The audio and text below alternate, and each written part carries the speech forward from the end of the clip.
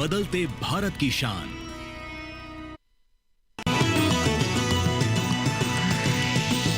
DD किसान, बदलते भारत की शान।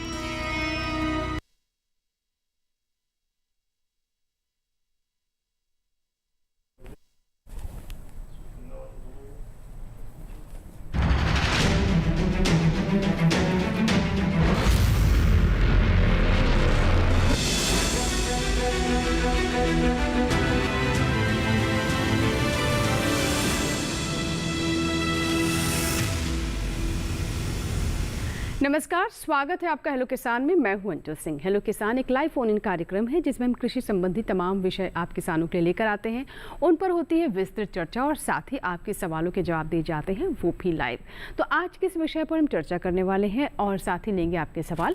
आइए सबसे पहले नजर डालते हैं हेलो किसान में आज के विषय पर। आज का हमारा विषय है कपास फसल में कीट और रोगों की रोकथाम और साथ ही बात करेंगे दलहनी फसलों की बुआई एवं उन्नत किस्मों की। दोनों विषयों से जुड़े हुए अगर आपके कोई भी सवाल है तो आप हमें अपने सवाल हमें व्हाट्सएप कर सकते हैं, हमारे टोल फ्री नंबर पर कॉल कर सकते हैं या फिर ईमेल कर सकते हैं। तो आइए सबसे पहले अपना हम आपको टोल फ्री नंबर बता देते हैं जिसके माध्यम से आप हमें संपर्क कर सकते हैं।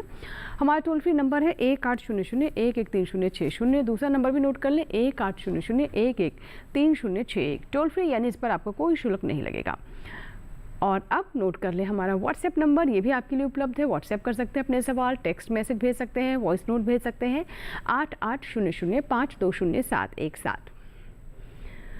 और इसके अलावा आप हमें ईमेल भी कर सकते हैं। हमारा ईमेल आईडी है hellokisan2015@gmail.com। तो जो भी माध्यम आपके लिए सुविधाजनक हो उसे अपनाइए, चाहे आपका ईमेल हो, व्हाट्सएप सवाल हो, सभी सवाल लाइव कार्यक्रम में आपके शामिल किए जाएंगे। और टोल फ्री नंबर पर जब आप कॉल करें तो कुछ बुनियादी बातों का ध्यान रखें, नेटवर्क क्षेत्र से बात करें जहाँ पर बहुत ज़्यादा शोर ना हो, इस बात का भी ध्यान रखें ताकि हम आपको स्पष्ट रूप से सुन सकें। जब भी आप कॉल करें सबसे पहले अपना नाम बताएं, अपने क्षेत्र का नाम बताएं, उसके बाद अपना सवाल रखें। और एक बात और, टेलीविज़न को म्यूट कर लें जब आप हमें कॉल करें ताकि हम आपको साफ साफ सुन सकें, क्योंकि टेलीविज़न की आवाज़ से कई बार असुविधा होती है, आपकी आवाज़ हम नहीं सुन पाते हैं। तो मैं पूरी उम्मीद है कि दर्शक इन बातों का अवश्य ध्यान रखेंगे। चलिए अब बात करते हैं हमारे आज के जो मेहमान हैं उनसे आपकी मुलाकात करवा देते हैं, जो कि आज के विषय को और विस्तार से आपको समझाएंगे और साथ ही आपकी समस्याओं का करेंगे समाधान। हमारे साथ स्टूडियो मौजूद हैं डॉक्टर RS बाना जी। सर बहुत बहुत स्वागत है कार्यक्रम में। आप वरिष्ठ वैज्ञानिक है सस्य विज्ञान संभाग IRI पूसा नई दिल्ली से। और जो हमारा आज का दलहनी फसलों का विषय है उससे जुड़ी हुई जो भी खास बातें हैं वो हम डॉक्टर बाना से समझेंगे और जो भी आपके सवाल हैं उनका लाइव जवाब भी वो देंगे। और हमारे दूसरे मेहमान हैं उनसे भी आपकी मुलाकात करवा देते हैं। हमारे साथ डॉक्टर रुपेश कुमार अरोड़ा जी हैं। सर सुन पा रहे हैं आप मुझे? जी डॉक्टर अरोड़ा, आपका भी कार्यक्रम में स्वागत है। आप पौध रोग वैज्ञानिक है, क्षेत्रीय अनुसंधान केंद्र बठिंडा पंजाब से।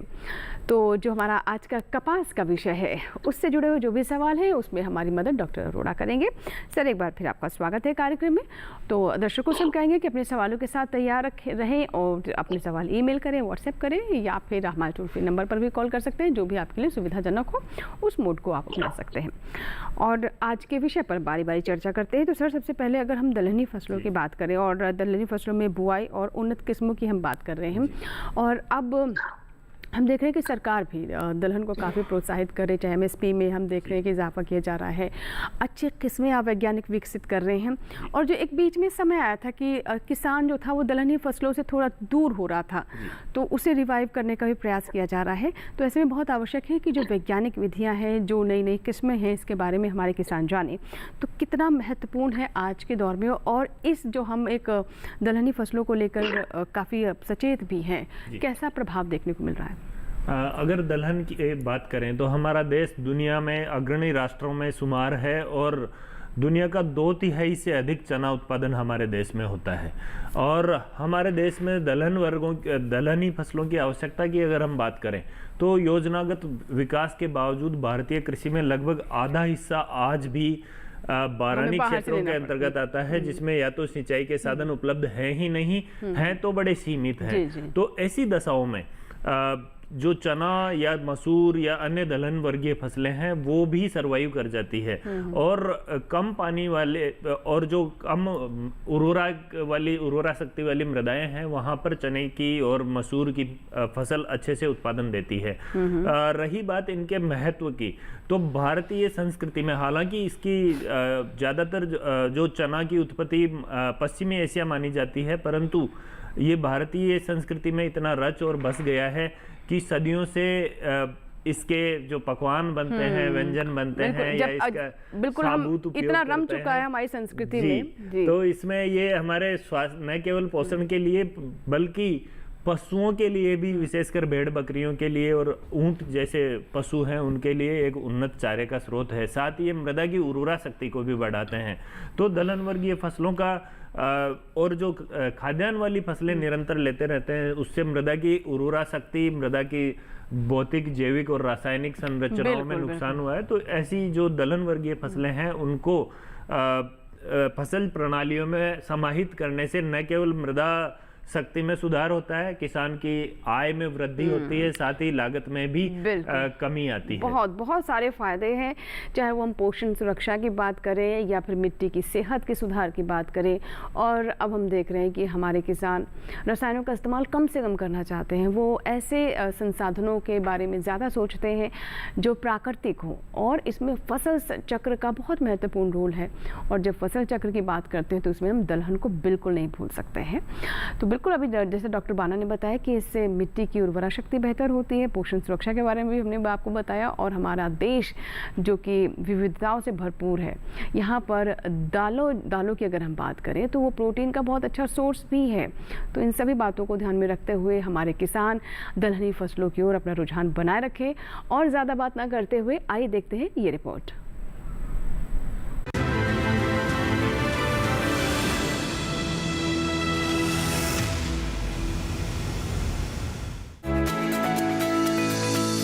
दलहनी फसलों में मसूर, मटर और चना आदि शामिल हैं। मसूर की बात करें तो इसकी बुआई का उचित समय उत्तर पश्चिमी मैदानी क्षेत्रों में अक्टूबर के अंत में और उत्तर पूर्वी मैदानी क्षेत्रों में व मध्य क्षेत्रों में नवंबर का दूसरा पखवाड़ा उपयुक्त है। Pantnagar zero till seed drill द्वारा मसूर की बुआई ज्यादा फायदेमंद रहती है। किसान मसूर की उन्नत किस्में जैसे L 4729, Pusa Avantika, PDL1, PSL9, PDL1, PSL9, Pusa युवराज, PSL1, पूसा अगैती, पूसा वैभव और पूसा मसूर 5 लगा सकते हैं। इनके अलावा मसूर की पूसा शिवालिक L 4727 और गरिमा किस्म की बुआई भी कर सकते हैं। वहीं मटर की बुआई का उपयुक्त समय अक्टूबर के अंत से लेकर 15 नवंबर तक अच्छा रहता है। मटर की उन्नत किस्मों जैसे HFP 1428, HFP 715, पंजाब नवासी, कोटा मटर 1, IPFD 12-8, IPFD 13-2 और पंत मटर 250 नई प्रजाति की बुआई महीने के दूसरे पखवाड़े में करें। मटर के छोटे दाने वाली किस्मों के लिए बीज दर 50 से 60 किलो प्रति हेक्टेयर और बड़े दाने वाली किस्मों के लिए 80 से 90 किलो प्रति हेक्टेयर पर्याप्त हैं। वहीं चने की बुआई का उचित समय उत्तर पश्चिमी और उत्तर पूर्वी भारत के मैदानी इलाकों में बारानी दशाओं में अक्टूबर का दूसरा पखवाड़ा और सिंचित दशाओं में नवंबर का प्रथम पखवाड़ा है। किस्मों की बात करें, अनुमोदित चने की उन्नत किस्मों में पूसा विजय BGM 10-217, Pusa JC, Pusa JG 16, BGD 111-1, Pusa 10,216 और पूसा 3043 शामिल हैं। वहीं ऊसर क्षेत्र के लिए करनाल चना 1 और काबुली चने की JGK 6, पूसा 2085, पूसा 5023, पूसा चमत्कार और पूसा 2024 अच्छी किस्में हैं।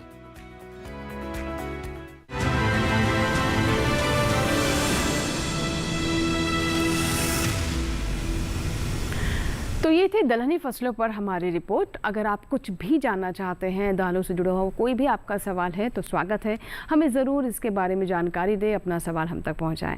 अब बात करते हैं हमारे आज के दूसरे विषय के बारे में, जिसे हम सफ़ेद सोना के नाम से भी जानते हैं। जी हाँ, बिल्कुल सही समझे आप, हम बात कर रहे हैं कपास की। कपास एक नकदी फसल है, इससे हमारे किसानों को अच्छा मुनाफा भी होता है, लेकिन हम ये भी जानते हैं कि कपास की फसल में कई बार ऐसे प्रकोप भी पड़ जाते हैं जिससे हमारे किसानों को काफ़ी नुकसान नुकसान भी हो जाता है। तो ऐसे में बहुत आवश्यक है कि जो अपने पूरे सीज़न मेहनत की है और अब आपकी फसल अंतिम चरण में है, तो यहाँ किसी भी तरह की चूक ना हो, किसी तरह की यहाँ पर भूल चूक ना हो, ताकि आपको पूरा लाभ मिलता रहे। तो आइए बात करते हैं हमारे दूसरे मेहमान डॉक्टर रुपेश कुमार अरोड़ा जी से। सर, स्वागत है आपका एक बार फिर से। तो जैसा कि मैंने कहा, कपास जिसे हम सफ़ेद सोना कहते हैं, और सफ़ेद सोना कहने की पीछे वजह भी है कि इससे अच्छा मुनाफा होता है, नकदी फसल है, और बहुत ऐसे क्षेत्र हैं जहाँ पर अन्य फसलें नहीं लेकिन कपास बहुत अच्छे से उगाती है। तो किस तरीके से हम इस फसल को देखें अपने देश के परिप्रेक्ष्य में, और किसानों की जो आय है या फिर उनका जीवन स्तर है, कैसे इससे प्रभावित होता है? कपास जो है बताया कि नकदी फसल है और ये बहुत ही अच्छा धान और गेहूं फसल तोड़ने का। ये जो कपास कम पानी लेने वाले, तो किसान कपास लगाने में रोल अहम अदा करते हैं, और हरियाणा, पंजाब, राजस्थान बहुत। सर, आपकी आवाज़ ठीक से नहीं पहुंच पा रही है, हम फिर से आपसे संपर्क करेंगे। आपको हम ठीक से सुन नहीं पा रहे हैं सर, बीच बीच में। हाँ, आवाज़ आपकी कट रही है। नहीं सर, आपकी आवाज़ भी सर नहीं, आवाज़ पूरी नहीं आ रही, बीच बीच में आपकी आवाज़ कट रही, गायब हो रही है। तो हम देखते हैं कि हाँ जी, अब आवाज़ आती है? नहीं सर, आप फिर से, मैं आपसे रिक्वेस्ट करूंगी कि डिस्कनेक्ट करके एक बार फिर से कनेक्ट कीजिए। हो सकता है थोड़ी लाइन में गड़बड़ हो रही हो। तो जैसे आपकी आवाज़ ठीक से पहुंचेगी हम तक, हम आज के विषय के बारे में आपसे और विस्तार से समझेंगे, और जो दर्शकों के सवाल, कपास पे सवाल भी आने शुरू हो गए दर्शकों की तरफ से, तो वो भी लेंगे। लेकिन उससे पहले कपास पर हम ये रिपोर्ट देख लेते हैं। आवाज़ आ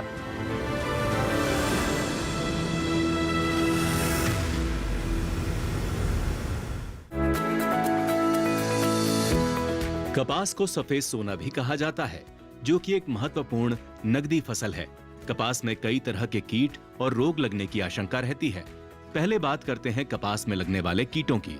कपास के पौधों पर दीमक व हरे तिल्ले और कलियों, फूल व टिंडों पर अमेरिकन सूंडी हेलियोथिस का आक्रमण होने का खतरा रहता है। इनका आक्रमण होने पर 1 लीटर क्लोरोपाइरिफॉस 70 मिलीलीटर पत्तों पर चिपकने वाला पदार्थ डालकर छिड़कें। वहीं फल छेदक कीट की बात करें तो कपास में America bollworm, pink bollworm, spotted bollworm फसल को बहुत नुकसान पहुंचाते हैं। फल छेदक नियंत्रण के लिए बीज बुआई से पहले इमीडाइक्लोरोप्रिड से 7.5 ग्राम प्रति किलोग्राम की दर से उपचारित कर लेना चाहिए। फसल के 45 और 55 दिनों के बाद होने पर 5% नीम सीड कनरल निलंबन का छिड़काव करना चाहिए। अमेरिकन बॉलवर्म से फसल प्रभावित होने पर एनपीवी की 250 LE मात्रा प्रति हेक्टेयर की दर से छिड़काव करना चाहिए, और बीटी नुस्खे की मात्रा 1.5 किलोग्राम प्रति हेक्टेयर का भी छिड़काव करना चाहिए। वहीं अगर रोगों की बात करें तो कपास में पत्ती की चित्ती और उकठा रोग का खतरा रहता है। चित्ती की रोकथाम के लिए डायथेन M45 का 0.2%, जबकि उकठा के लिए जिनाब का 0.2% का छिड़काव 15 दिन के अंतराल पर करना चाहिए। लेकिन किसान इस बात का खास ध्यान रखें कि कपास की फसल में किसी भी तरह की दवा का इस्तेमाल करने से पहले कृषि विशेषज्ञों की सलाह जरूर लें।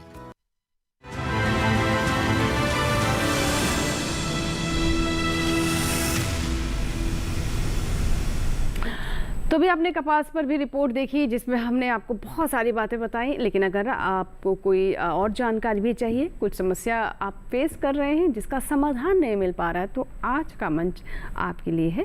आप अपने प्रश्न हम तक अवश्य पहुंचाएं, ईमेल करें, व्हाट्सएप करें, या फिर हमारे टोल फ्री नंबर पर कॉल करें। और इस बीच देखिए कुछ सवाल भी आने शुरू हो गए हैं। कुछ एक व्हाट्सएप सवाल हैं, मैं बारी बारी से ले लेती हूँ इन्हें। और ये जो सवाल है ये दरअसल कपास की फसल से जुड़ा हुआ है। तो जैसे डॉक्टर अरोड़ा से हमारा संपर्क फिर से स्थापित होगा, इस प्रश्न को हम लेंगे।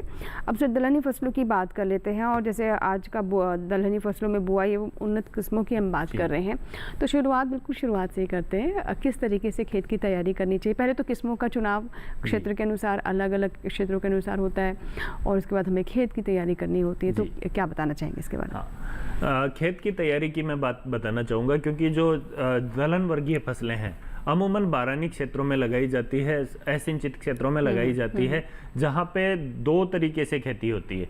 एक तो पहले खरीफ की कोई फसल नहीं ली जाती, वहां पर निरंतर जुताई करते रहें और कल्टीवेटर से जुताई करने के बाद हर बार पाटा लगाते रहें ताकि जो नमी है वो नीचे दब जाए। और यदि खरीफ की फसल ली है तो उसमें जैसे ही फसल की कटाई की है उसके तुरंत बाद जुताई करके पाटा लगाकर नमी को दबा दें और उसके बाद बुआई कर दें। और चने के लिए या जो मसूर है उनके लिए बहुत ज़्यादा जुताइयों की आवश्यकता नहीं है, 1 से 2 जुताई कल्टीवेटर से करके और फिर बिजाई कर दें। और बिजाई के तुरंत बाद फिर मैं बताना चाहूँगा कि समतल कर दें, पाटा लगा दें ताकि आपकी नमी अंदर संरक्षित, मतलब एक तरीके से मॉइस्चर लॉक हो जाए, मिट्टी के मॉइस्चर लॉक हो जाए, जो नमी है वो भाप बनकर ना उड़े। तो उससे क्या होगा कि आपका अंकुरण अच्छा होगा। और जो खेत है विशेषकर बारानी दशाओं में तो बीज को गहराई पर बिजाई करें, विशेषकर चने का बीज और जो मसूर का जो मोटे दाने वाली मसूर की किस्में हैं उनका बीज तो जैसे कि 6 से 8 सेंटीमीटर गहराई पे, और चने को तो कम नमी हो ऊपर तो 10 सेंटीमीटर की गहराई तक भी बिजाई कर देते हैं। ऊपर ज़्यादा ऊपर बिजाई करने से उकटा रोग का प्रकोप हो जाता है, तो ये जरूर ध्यान रखें कि गहराई पे ही बिजाई करें। और बहुत गहरा करने पर भी अंकुरण विपरीत रूप से प्रभावित होता है, तो 7-8 सेंटीमीटर की गहराई पर चने की बिजाई करें। आजकल तो शून्य जुताई विधि से भी चने की खेती की जाती है, जिसमें हैप्पी सीड ड्रिल होती है, उसके द्वारा या शून्य टाइम भी बचता है, मेहनत भी बचती है। तो फसल की कटाई करते हैं बिना कोई जुताई किए सीधे बिजाई कर देते हैं। और जो पूर्व फसलों के अवशेष हैं जैसे कि बाजरे की फसल थी आपकी या मूंग की थी, ऑर्गेनिक मैटर भी तो उसमें उसके अवशेषों को वहीं छोड़ देते हैं ताकि जो मिट्टी की सतह पर एक मल्च या आवरण का काम करता है, तो उससे आपकी भाप, वो जो नमी है वो भाप बनकर नहीं उड़ती, जो पौधों के अवशेष हैं वो सड़ते रहते हैं, तो मृदा की उर्वरा शक्ति भी बढ़ती रहती है, ऑर्गेनिक मैटर बढ़ता रहता है और इस तरह से आपकी जो फसल है उसकी पैदावार भी बढ़ती रहती है। जी बिल्कुल। तो देखिए ये हमारे बहुत सारे किसान जो कि डीडी किसान चैनल देख कर बहुत सारी प्रैक्टिसेस फॉलो भी कर रहे हैं, लेकिन इसीलिए हमारी कोशिश होती है कि सीज़न के अनुसार जो समय चल रहा है उससे जुड़ी जो फसलें हैं उनके बारे में सही समय पर आपको जानकारी हम देते रहें। तो ऐसे में जो दलहनी फसलें हैं उनके लिए समय बहुत महत्वपूर्ण है, जैसे डॉक्टर बाना ने भी हमें बताया, और ऐसे में खेती की तैयारी कैसे करें ये भी आपने जाना। फिलहाल छोटा सा हम ब्रेक लेते हैं, आप कहीं मत जाइएगा, देखते रहें हेलो किसान।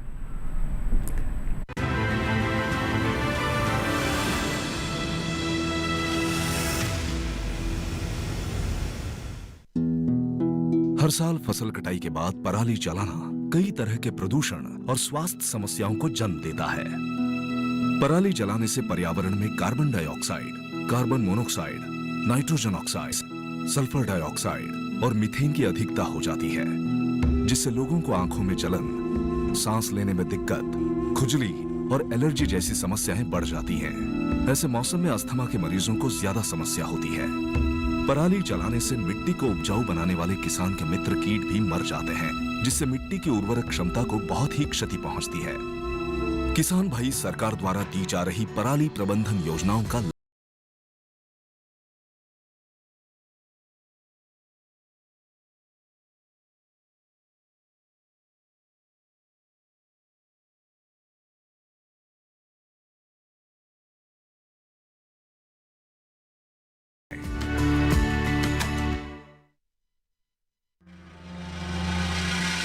हर साल लाखों एकड़ खेतों में पराली जला दी जाती है, जिससे प्रदूषण बढ़ता है। इतना ही नहीं, खेतों में 3-4 बार पराली जलाने से खेत बंजर भी होने लगते हैं। अगली फसल की तैयारी के लिए क्या यही अंतिम विकल्प है? नहीं, पराली प्रबंधन के पर्यावरणीय विकल्प भी हैं। स्ट्रॉ बेलर मशीन का प्रयोग। स्ट्रॉ बेलर मशीन पराली को गट्ठर में बदल सकता है। पराली से जैविक खाद बनाई जाती है, जो खेतों की मिट्टी की उर्वरक क्षमता को बढ़ाती है। पराली को मशीनों द्वारा मिट्टी में दबाना, इसके लिए सुपर सीडर जैसी मशीनों का उपयोग किया जाता है। सरकार किसानों को पराली उपकरणों पर 50% तक की सब्सिडी देती है। किसान भाई पराली प्रबंधन की योजनाओं का लाभ उठाएं, पर्यावरण को बचाएं।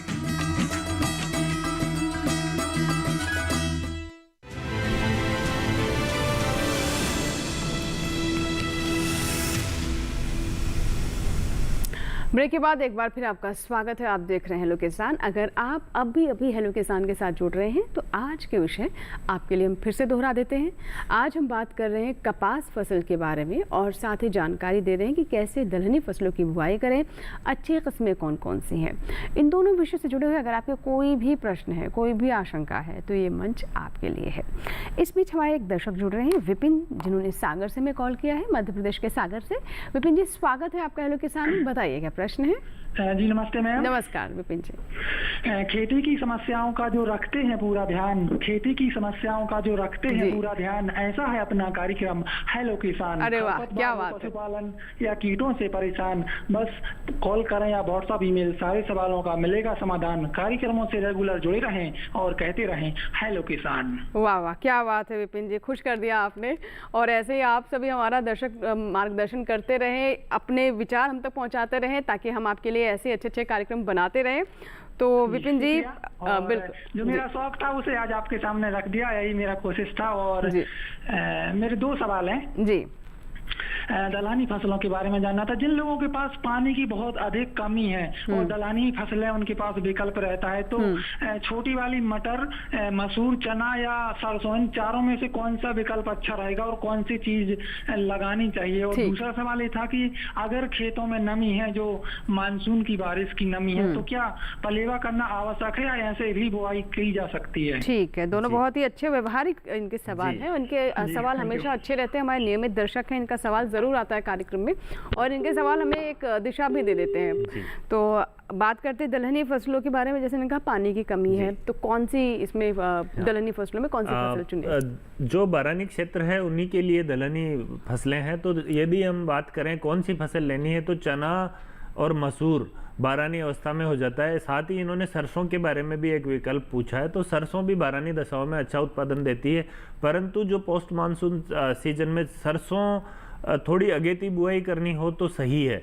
क्योंकि सरसों का दाना छोटा होता है और बीज ऊपर ही डालना होता है 2 से 3 सेंटीमीटर गहराई में, और वहाँ तक की बहुत ही ज़्यादा बारानी दशाएं होती है तो मिट्टी सूख जाती है। तो या तो ऐसे हल से बिजाई करें, विशेष प्रकार के हल जो सरसों की बिजाई के लिए आते हैं, तो मिट्टी ज़्यादा नहीं गिरे और बीज गहराई पर लगा दें, तब तो सरसों की फसल भी ले सकते हैं। या इसके अलावा बहुत ही सूखी परिस्थितियों में एक फसल होती है तारा मीरा, तो वो भी काफ़ी किसान लगाते हैं और विपरीत परिस्थितियों में, सूखी परिस्थितियों में लगाते हैं। परंतु अभी की दशा में चना एक मैं उन्नत फसल बताऊंगा, क्योंकि ये एक ज़्यादा गहराई पर भी अगर नमी है, 8-10 सेंटीमीटर गहराई पे भी है, तो वहाँ पर भी इसकी बिजाई कर सकते हैं। इसके अलावा मसूर भी बारानी अवस्था में अच्छी दे सकती है।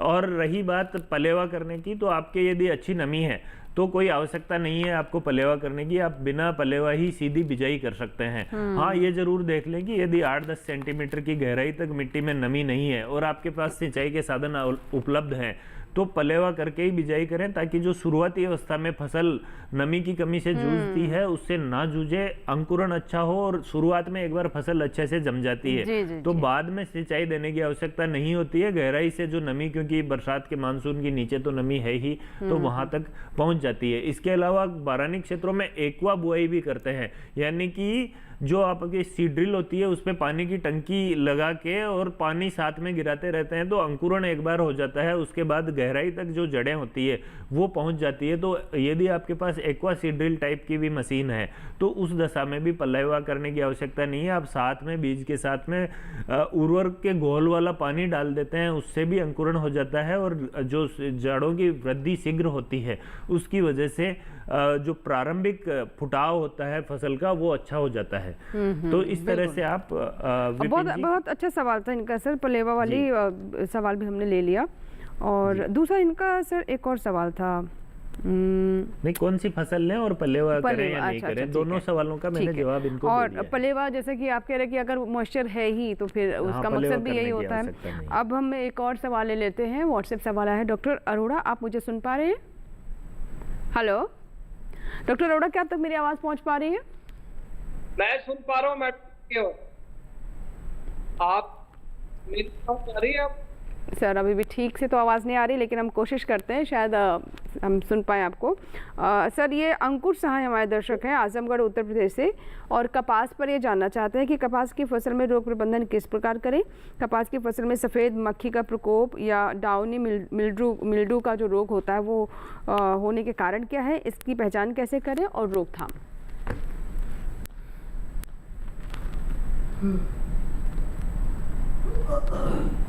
सर, सुन पाए आप मेरा सवाल? हाँ जी मैडम, बताइए। सर, सवाल सुन पाए आप मेरा? सवाल बताइए मैडम।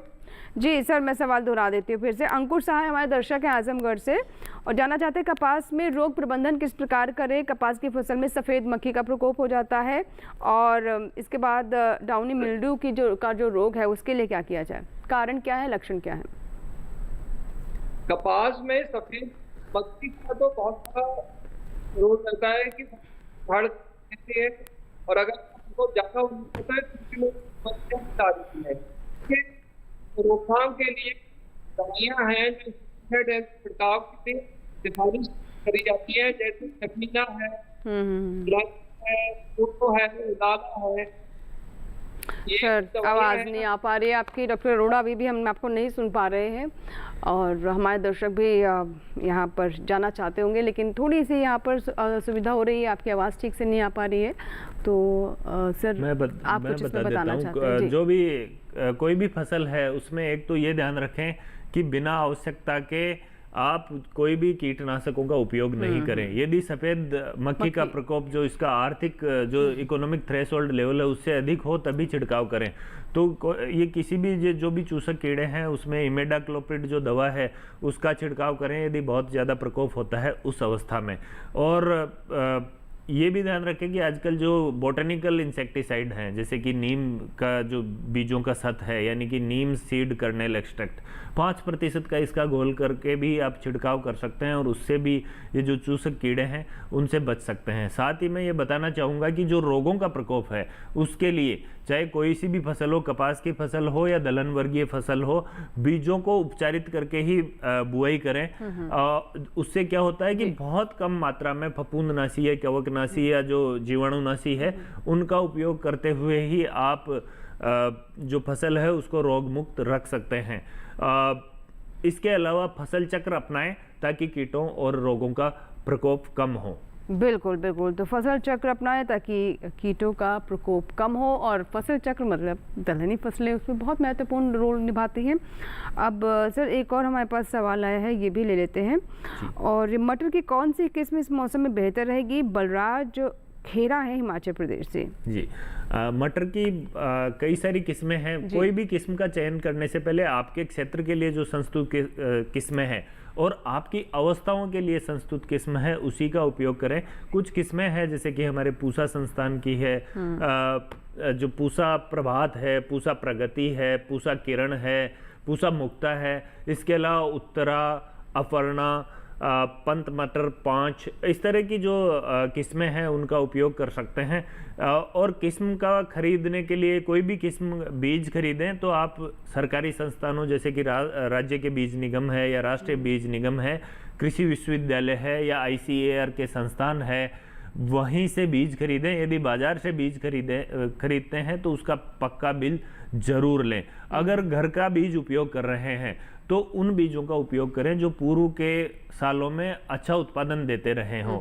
और घर के बीज का यदि उपयोग कर रहे हैं तो उस दशा में मैं फिर से दोहराना चाहूँगा कि बीजों को उपचारित करके बिजाई करें, और उसके लिए सबसे पहले फफूंदनाशी से उपचारित करें। और जब फफूंदनाशी जैसे कि बाविस्टीन है, थायरम है, उससे उपचारित करने के बाद कीटनाशकों से उपचारित करें।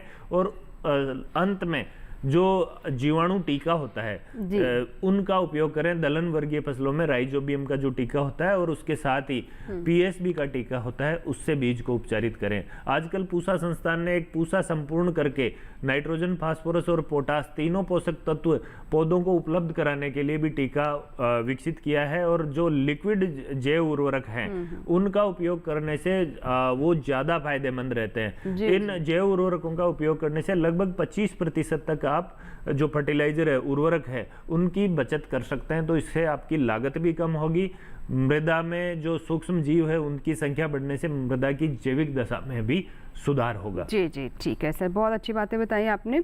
दर्शक हैं नंद स्वरूप जी, आइए उनसे बात करते हैं, उत्तर प्रदेश के बाराबंकी से।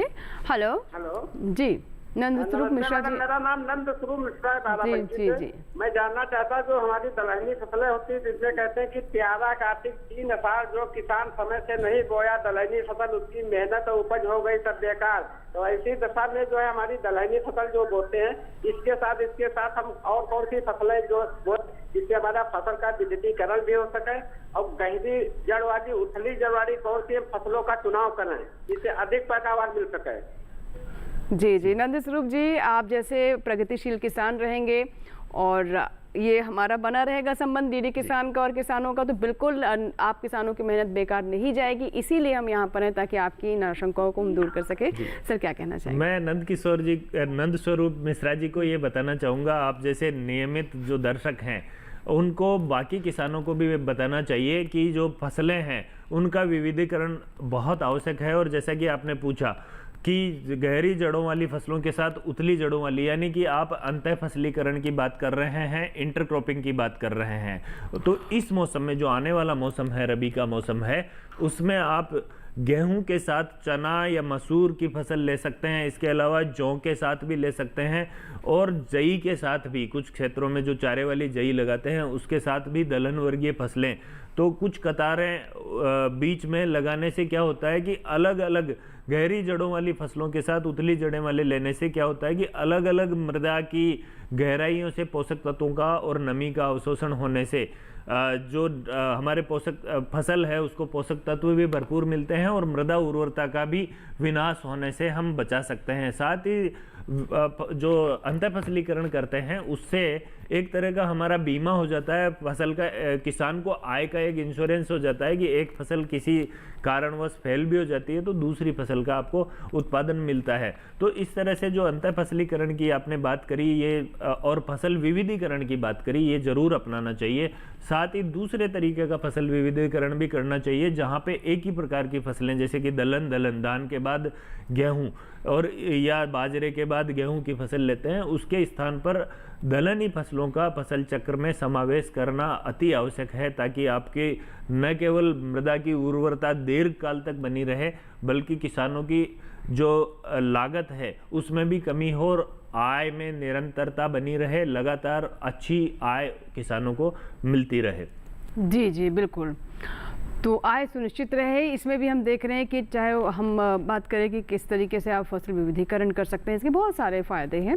अंतर फसली जो एक तरीके की हम बात करते हैं तो इसमें किसानों के लिए अच्छा ये रहता है कि मिट्टी भी बेहतर होती है, तरह तरह की वैरायटी भी उनके पास होती है और ये हमारे प्रगतिशील किसान जो है करते भी रहते हैं। फिलहाल इसी के साथ ही हमारे लिए यहाँ पर वक्त हो एक छोटे से ब्रेक का, आप कहीं मत जाइएगा, देखते रहें लो किसान।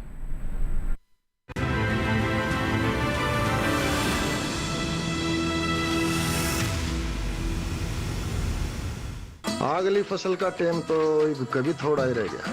ताऊ किसी की फसल हुई? बेटा फसल तो ठीक है, ये भी अब पक के तैयार होगी। ये भी इसने काट के और पराली ने जड़ा के फिर नई फसल बोने की तैयारी करूंगा। पराली जड़ा के? हाँ ताऊ तो पर्यावरण तो खराब करेगा, ये लिए हमारी सेहत भी खराब करेगा। फसल का ताना जरूरी नहीं होता, बचे हुए अवशेष भी बड़े काम के होज है। इनकी जैविक खाद बना के तू मिट्टी की उपजाऊ शक्ति ना और बढ़ा सका है। और तो और इसकी जो पराल बचेगी ना उसने बेच के अलग तो मुनाफा भी ले सका है। हाँ, इस पराली से इको फ्रेंडली पेपर और थर्मोकोल बनाया जाता है। पराली का उपयोग जैव ईंधन और हस्तशिल्प बनाने में भी किया जाता है। इसका उपयोग मशरूम की खेती, डिस्पोजेबल प्लेट्स और कटलरी बनाने में भी होता है। पराली समस्या नहीं, संसाधन है। किसान भाई पराली ना जलाएं, पराली से अपनी आय बढ़ाएं। हर साल फसल कटाई के बाद पराली जलाना कई तरह के प्रदूषण और स्वास्थ्य समस्याओं को जन्म देता है। पराली जलाने से पर्यावरण में carbon dioxide, carbon monoxide, nitrogen oxide, sulphur dioxide और मीथेन की अधिकता हो जाती है, जिससे लोगों को आंखों में जलन, सांस लेने में दिक्कत, खुजली और एलर्जी जैसी समस्याएं बढ़ जाती हैं। ऐसे मौसम में अस्थमा के मरीजों को ज्यादा समस्या होती है। पराली जलाने से मिट्टी को उपजाऊ बनाने वाले किसान के मित्र कीट भी मर जाते हैं, जिससे मिट्टी की उर्वरक क्षमता को बहुत ही क्षति पहुंचती है। किसान भाई सरकार द्वारा दी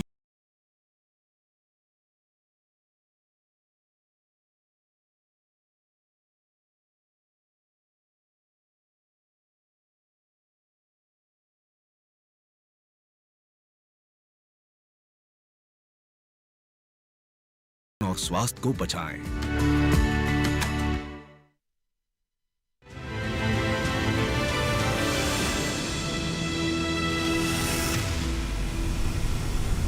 ब्रेक के बाद एक बार फिर आपका स्वागत है। आप देख रहे हैं हेलो किसान। आज हम बात कर रहे हैं कपास पर और साथ ही दलहनी फसलों पर। अगर आप अभी हमारे साथ जुड़े हैं तो आपको बताते हैं कि इन दोनों विषय से जुड़े एक्सपर्ट हमारे साथ हैं। आप अपने सवाल ईमेल कर सकते हैं, व्हाट्सएप कर सकते हैं या फिर हमारे टोल फ्री नंबर पर भी कॉल कर सकते हैं। अब सिर्फ दलहनी फसलों पर एक बार फिर से हम आते हैं और दलहनी फसलों की बात करें तो ज़्यादा पानी के प्रति ये संवेदनशील भी होती है, लेकिन सिंचाई तो हर फसल को चाहिए कम या ज़्यादा। तो दलहनी फसलों में सिंचाई को लेकर क्या बताना चाहेंगे दर्शकों को? दलहनी फसलों में एक तो ये ध्यान रखना चाहिए कि यदि मृदा में अभी बुआई के समय नमी की कमी हो तो एक बार पलेवा करके फिर बिजाई कर दें, तो आपको काफ़ी दिनों तक सिंचाई की आवश्यकता नहीं होगी। और शीघ्र सिंचाई नहीं करें। कई बार देखने में आता है कि जल्दी सी 10-15 दिन में ही सिंचाई कर देते हैं, उससे फसल को विपरीत रूप से नुकसान होता है। ज़्यादातर क्षेत्रों में ऐसा देखने में आया है कि विशेषकर बारानी दशाओं वाले जो क्षेत्र हैं जहाँ पे कम पानी है तो खारे पानी की जो लवणीय पानी है उसकी समस्या रहती है। और छोटा पौधा होता है तो वो बहुत ही संवेदनशील होता है पानी की लवणता से और वो फसल को जला देता है। तो जब फसल 40 दिन के आसपास की अवस्था की हो जाए तभी पहली सिंचाई करें और 4 सप्ताह तक तो शुरुआती अवस्था में किसी भी परिस्थिति में सिंचाई ना करें तो बेहतर है।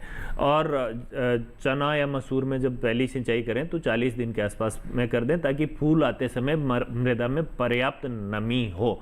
और फूल बनते समय सिंचाई नहीं करें, उससे कई बार फूल झड़ जाते हैं। जी। और जब दाना बनना शुरू होता है, फली बनना शुरू होती है, यानी कि 80-85 दिन के आसपास की फसल हो जाती है, उस अवस्था में भी अगर आपके पास सिंचाई उपलब्ध हो तो वो कर देनी चाहिए। जो बारानी अवस्थाएं हैं उनमें ये ध्यान रखना चाहिए क्योंकि आपके पास सिंचाई नहीं है तो मृदा की जो नमी है वो भाप बनकर ना उड़े। इसके लिए आप जब फसल लगभग 3 से 4 सप्ताह की हो जाए या 1 महीने के आसपास की अवस्था की हो जाए, उस समय मृदा की ऊपरी परत को तोड़ दें ताकि जो वाष्पीकरण है उसका नुकसान, उससे मृदा नमी का नुकसान नहीं हो। आपके पूर्व फसलों के घास फूस हो, उसके अवशेष हो तो उनको भी यदि खेत में बिछा दें तो उससे भी मृदा नमी का जो ह्रास है वो रुक जाता है। और साथ ही जो ऊपरी परत तोड़ते हैं जो आपकी कसोला या कस्सी से, तो उससे क्या होता है कि जो खरपतवार होते हैं वो भी नियंत्रित हो जाते हैं। तो इस तरह से यदि सही तरीके से मृदा नमी प्रबंधन करेंगे तो जो मृदा नमी की कमी से फसल को नुकसान होता है उससे बचा जा सकता है। साथ ही ये जरूर ध्यान रखें कि पानी बहुत ज़्यादा भरे नहीं खेत में। जब भी सिंचाई दें हल्की सिंचाई करें और यदि ड्रिप और स्प्रिंकलर जैसी आधुनिक सिंचाई सुविधाएं आप उपयोग करते हैं तो उससे जल उपयोग दक्षता भी बढ़ती है और जो चने जैसी फसल है या मसूर जैसी फसल है उनका उत्पादन में भी वृद्धि होती है। जी जी। राजकुमार हैं जिन्होंने हमें कॉल किया है जयपुर से। आइए बात करते हैं। राजकुमार जी, क्या आप तक मेरी आवाज़ पहुंच पा रही है? राजकुमार जी, मुझे सुन पा रहे हैं आप? चलिए, शायद हमारा संपर्क नहीं हो पा रहा है। राजकुमार जी, अगर आप हमें सुन रहे हैं तो फिर से हमारा नंबर ट्राई करें या फिर अपना सवाल आप हमें व्हाट्सएप भी कर सकते हैं। और इस बीच कुछ और सवाल आए हैं वो भी हम ले लेते हैं। सर, ये सवाल जो है हमारे दर्शक हैं हरियाणा के डिस्ट्रिक्ट पलवल से जी, और ये मसूर की बुआई के बारे में जानना चाहते हैं। राहुल नाम है इनका। जी, मसूर की बुआई का ये बहुत ही उन्नत सही समय है और आप उन्नत किस्मों का उपयोग करते हैं तो मसूर की अच्छा उत्पादन ले सकते हैं। और जो आपका पलवल क्षेत्र है वहाँ पर मसूर और चना दोनों फसलें हो सकती है। इसके अलावा यदि दलहन वर्गीय अन्य फसलों में आप इंटरेस्टेड हैं तो मटर की फसल भी एक अच्छी आपके पास ऑप्शन है, अच्छा विकल्प है यदि सिंचाई के साधन उपलब्ध हैं तो। जहाँ तक मसूर की बात है तो कुछ उन्नत किस्मों की हम जरूर चर्चा करेंगे, जैसे कि पूसा शिवालिक है, मोटे दाने वाली किस्म है और हरियाणा क्षेत्र या जो दिल्ली राजधानी के आसपास के क्षेत्र हैं उनके लिए एक अच्छी किस्म है। इसके अलावा पूसा वैभव छोटे दाने वाली है, और पंत मसूर 24, ये किस्में, इस तरह की किस्में हैं, आप ये ले सकते हैं। आपका जो हरियाणा राज्य बीज निगम है वहाँ से भी ले सकते हैं, या राष्ट्रीय बीज निगम से, या पूसा संस्थान आपके, चूँकि पलवल तो नज़दीक है तो यहाँ से भी आप आकर इन बीजों को ले सकते हैं। और जो बिजाई है वो सही समय पर करें, ज़्यादा देरी भी हो जाती है तो आप कोशिश करें कि नवंबर के जो प्रथम पखवाड़ा है उसमें इसकी बिजाई आप कर दें। और यदि मृदा में नमी की कमी हो तो एक पलेवा करके, हल्की सिंचाई करके और फिर बिजाई कर दें, तो आपका ये जो फसल है उसकी प्रारंभिक वृद्धि अच्छी मिलेगी। बिल्कुल। और देखिए बहुत ही सही समय पर सवाल भी आया राहुल जी का, और जैसे कि आप बता रहे हैं कि उसके लिए बिल्कुल उपयुक्त समय है, तो जो जानकारियां भी डॉक्टर बाना ने आपको दी है उनका आप उचित इस्तेमाल करें। फिलहाल इसी के साथ ही यहाँ वक्त एक छोटे से ब्रेक का, आप अपने सवालों के साथ तैयार रहें। इस छोटे से ब्रेक के बाद फिर होगी आपसे मुलाकात। आज हम बात करें दलहनी फसलों की और साथ ही सफ़ेद सोना यानी कपास की। कहीं मत जाइएगा, देखते रहें हेलो किसान।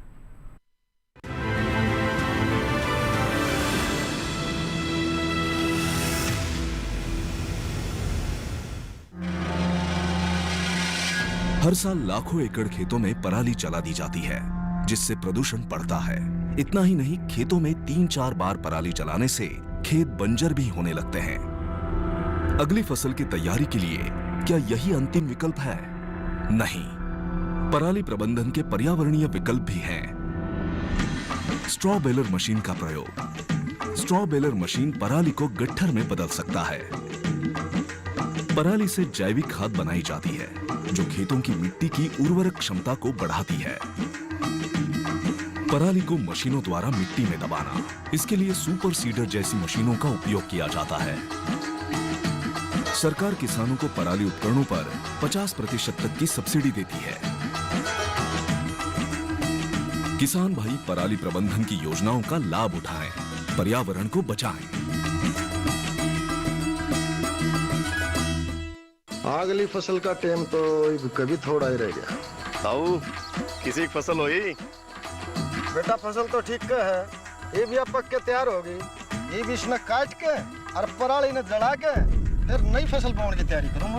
पराली जड़ा के?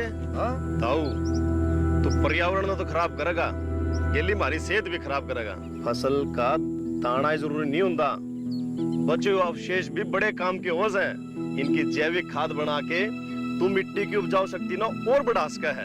और तो और इसकी जो पराल बचेगी ना, उसने बेच के अलग तो मुनाफा भी ले सका है। हाँ, इस पराली से इको फ्रेंडली पेपर और थर्मोकोल बनाया जाता है। पराली का उपयोग जैव ईंधन और हस्तशिल्प बनाने में भी किया जाता है। इसका उपयोग मशरूम की खेती, डिस्पोजेबल प्लेट्स और कटलरी बनाने में भी होता है। पराली समस्या नहीं, संसाधन है। किसान भाई पराली ना जलाएं, पराली से अपनी आय बढ़ाएं।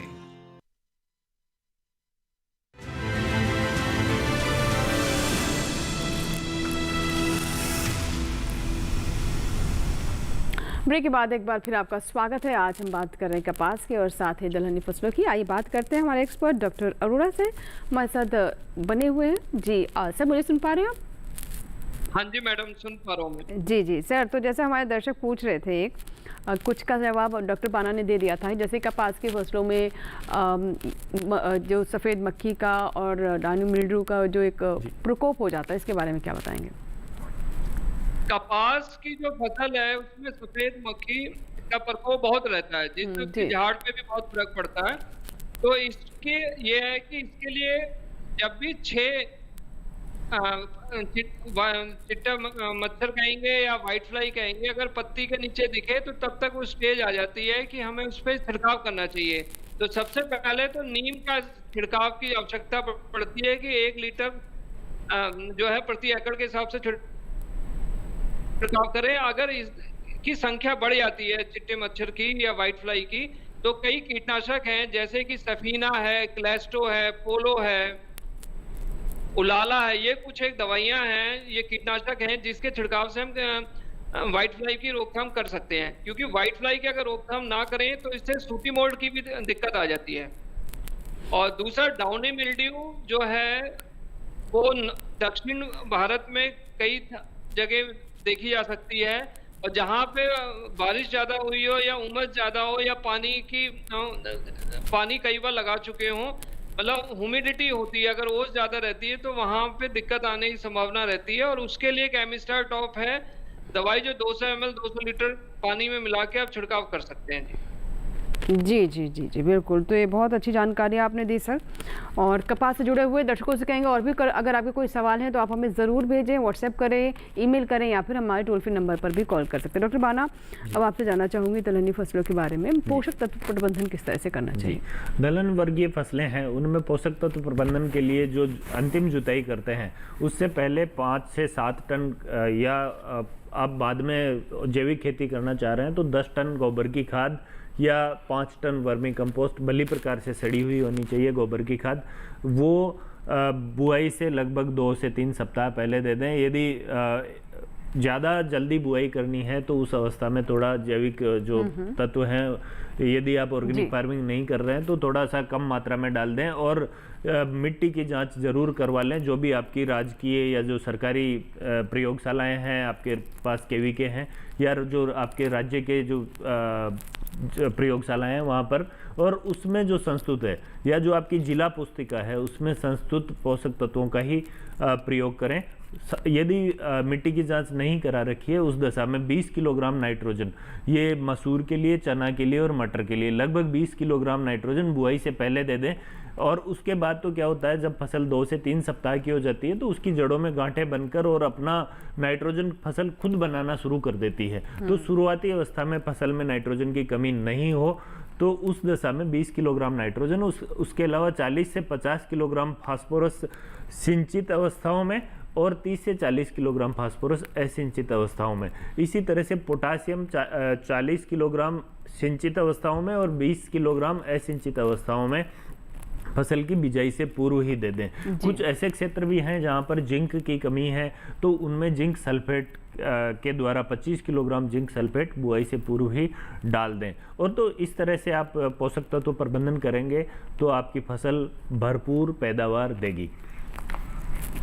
एक कॉलर है राम प्रकाश, जिन्होंने करनाल से हमें कॉल किया है, हरियाणा से हमारे साथ फोन लाइन पर है। आइए बात कर लेते हैं। राम प्रकाश जी बताइए क्या सवाल है? ये मैडम ये जो चने के बारे में पूछना था जी। चने को मेंट, जैसे मेंट बना के उस पर लगा के हल्का पानी भी लगा सकते हैं कैसे सर? जी, चने में आप अभी तो बिजाई का समय ही चल रहा है तो पानी देने का तो समय नहीं है। पहले एक बार पलेवा करके और उसके बाद ही चने की बिजाई करें तो ज़्यादा सही रहता है। पहले बीज डाल के और फिर पानी देने से अंकुरण विपरीत रूप से प्रभावित होता है। तो मैं तो यही सलाह दूंगा कि पहले एक बार पलेवा कर दें और उसके बाद ही बिजाई करें, और बिजाई कतारों में करें, मेड़ों में जैसे आप बता रहे हैं वैसे कतार से कतार की दूरी 30 सेंटीमीटर रखें और पौधे से पौधे की दूरी 10 सेंटीमीटर के आसपास आप रखें।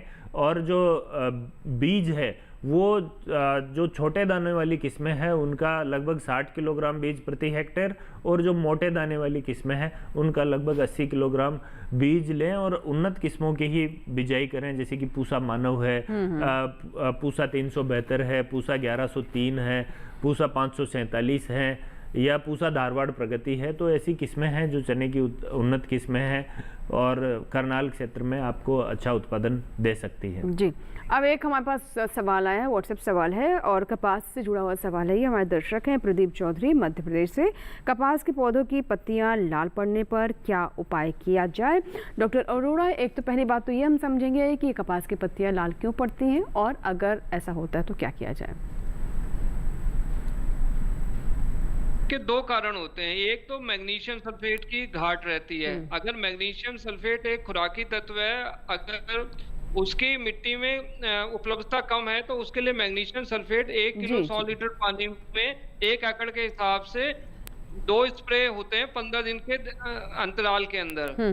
अगर जैसे ही लालीपन दिखाई दे तो उसकी वजह से भी लालीपन होता है। दूसरा एक कारण है कि कई बार हरा तेला, जिसको हम जैसिड कहते हैं अंग्रेजी में, वो एक रस चूसने वाला कीड़ा होता है और वो कपास के ऊपर वाले बूटे की कुछ पत्तियों के ऊपर नीचे पत्तियों के नीचे की तरफ से रस चूसता है और इसके किनारे से लालीपन होती है। तो इसके लिए एक कीटनाशक है उलाला, जिसके जो है इस छिड़काव करने से हम इस लालीपन को रोक सकते हैं। जी जी जी जी बिल्कुल। तो ये बहुत अच्छी जानकारी दी आपने। और सर, और कपास में किस किस तरह की समस्या आ सकती हैं अभी, क्योंकि काफ़ी अब किसान जो हैं मेहनत करने के बाद अब उम्मीद करें अच्छी फसल उन्हें प्राप्त होगी, तो इस समय किन किन बातों का ध्यान रखना चाहिए? इस समय तो जैसे उत्तरी भारत में तो फसल अब चुगाई के समय है, जी जी लगभग जो छिड़काव होने तो हो गए हैं। अब जैसे दक्षिण भारत में अगर कहीं पर फसल वहां पे थोड़ी लेट चुगाई की जाती है, जैसे आंध्र प्रदेश है, कर्नाटक है, तमिलनाडु है, तो वहाँ दिसंबर तक चुगाई का रहता है। तो उसमें अगर वहां पे जैसे भी जो दिक्कत है, खासकर रस चूसने वाले कीड़े के लिए, तो उसके लिए अलग अलग छिड़काव हैं। या बीमारी है, जैसे पत्तों के धब्बे का रोग आ जाता है कि अगर बारिश ज्यादा हो जाए तो उसमें हम एमिस्टार टॉप जो है 200 मिलीलीटर दवा 200 लीटर पानी में मिला के किले 1 एकड़ के हिसाब से उसमें छिड़काव कर सकते हैं। तो ये कुछ समस्या हैं जो है। बाकी उत्तरी भारत की है, पत्ता मरोड़ बीमारी है, और पत्ता मरोड़ बीमारी एक विषाणु रोग है जो कि सबसे प्रमुख समस्या है हरियाणा, पंजाब, राजस्थान जी जी बिल्कुल। और इसमें पहचान ऐसा करते हैं कि इसकी नाड़ियां मोटी हो जाती हैं, पौधा जो है बड़ा छोटा रह जाता है, और इससे झाड़ पे काफी असर पड़ता है। ठीक है। तो ये भी जो बीमारी है, ये चिट्टे मच्छर जो जिसे हम व्हाइट फ्लाई कहते हैं उसके द्वारा फैलता है। और इसके लिए वही जो पहले मैंने आपको छिड़काव बताए हैं कि पहले नीम का स्प्रे करें अगर 6 से 8 व्हाइट फ्लाई एक पत्ती के नीचे हो, और अगर इसकी संख्या बढ़ती है तो हमारे पास कई दवाई हैं जो पंजाब खेतीबाड़ी यूनिवर्सिटी के द्वारा सिफारिश है, जैसे उलाला हो गई, पोलो हो गई, क्लेस्टो है, जी जी ओशीन है। तो ये कुछ दवाइयां हैं जो हमें समय अनुसार व्हाइट फ्लाई की संख्या के हिसाब से इसमें छिड़काव कर सकते हैं। जी बिल्कुल।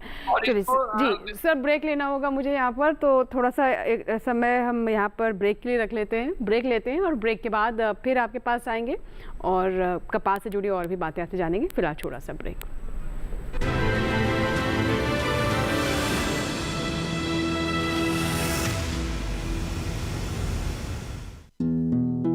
हर साल फसल कटाई के बाद पराली जलाना कई तरह के प्रदूषण और स्वास्थ्य समस्याओं को जन्म देता है। पराली जलाने से पर्यावरण में carbon dioxide, carbon monoxide, nitrogen oxide, sulphur dioxide और मीथेन की अधिकता हो जाती है, जिससे लोगों को आंखों में जलन, सांस लेने में दिक्कत, खुजली और एलर्जी जैसी समस्याएं बढ़ जाती हैं। ऐसे मौसम में अस्थमा के मरीजों को ज्यादा समस्या होती है। पराली जलाने से मिट्टी को उपजाऊ बनाने वाले किसान के मित्र कीट भी मर जाते हैं, जिससे मिट्टी की उर्वरक क्षमता को बहुत ही क्षति पहुंचती है। किसान भाई सरकार द्वारा दी जा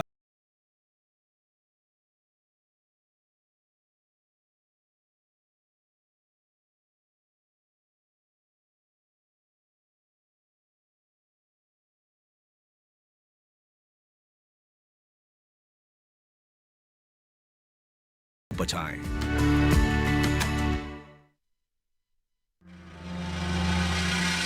हर साल लाखों एकड़ खेतों में पराली जला दी जाती है, जिससे प्रदूषण बढ़ता है। इतना ही नहीं, खेतों में 3-4 बार पराली जलाने से खेत बंजर भी होने लगते हैं। अगली फसल की तैयारी के लिए क्या यही अंतिम विकल्प है? नहीं, पराली प्रबंधन के पर्यावरणीय विकल्प भी हैं। स्ट्रॉ बेलर मशीन का प्रयोग। स्ट्रॉ बेलर मशीन पराली को गट्ठर में बदल सकता है। पराली से जैविक खाद बनाई जाती है, जो खेतों की मिट्टी की उर्वरक क्षमता को बढ़ाती है। पराली को मशीनों द्वारा मिट्टी में दबाना, इसके लिए सुपर सीडर जैसी मशीनों का उपयोग किया जाता है। सरकार किसानों को पराली उपकरणों पर 50% तक की सब्सिडी देती है। किसान भाई पराली प्रबंधन की योजनाओं का लाभ उठाएं, पर्यावरण को बचाएं।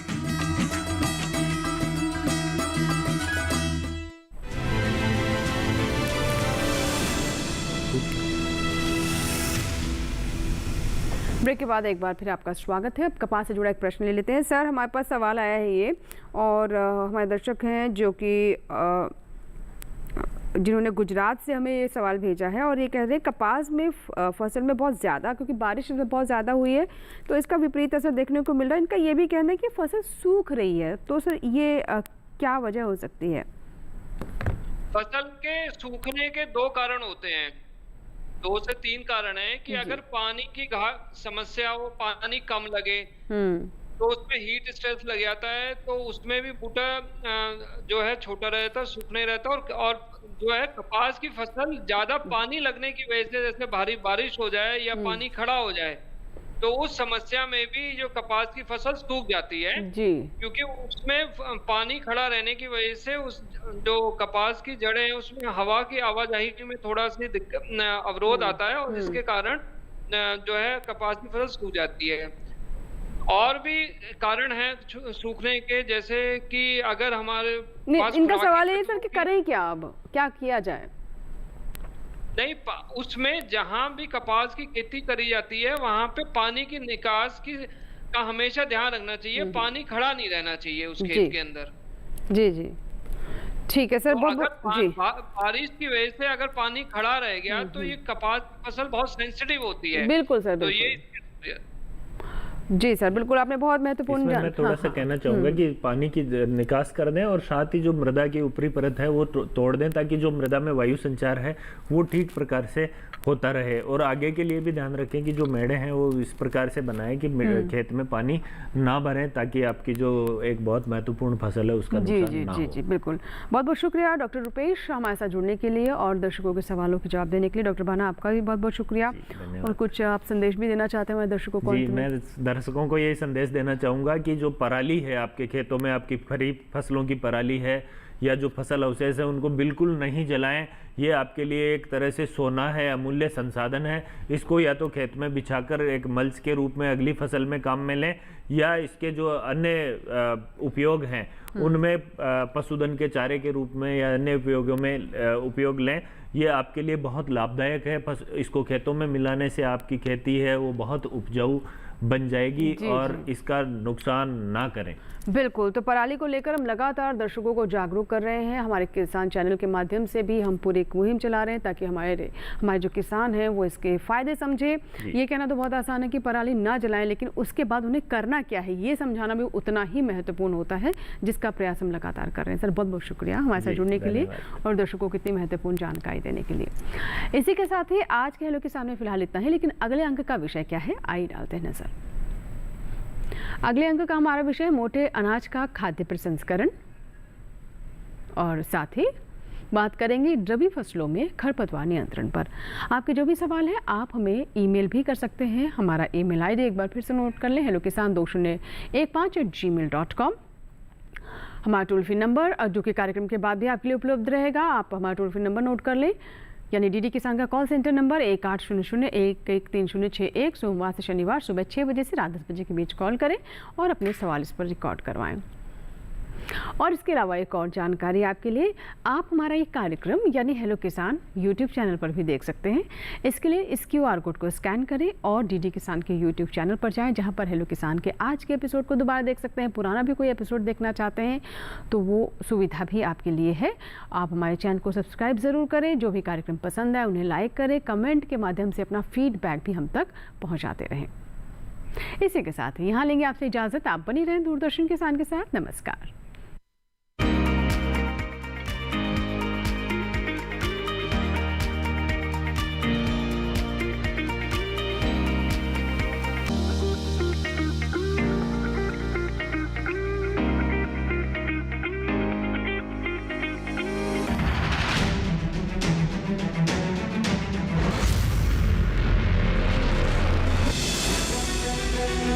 Thank you.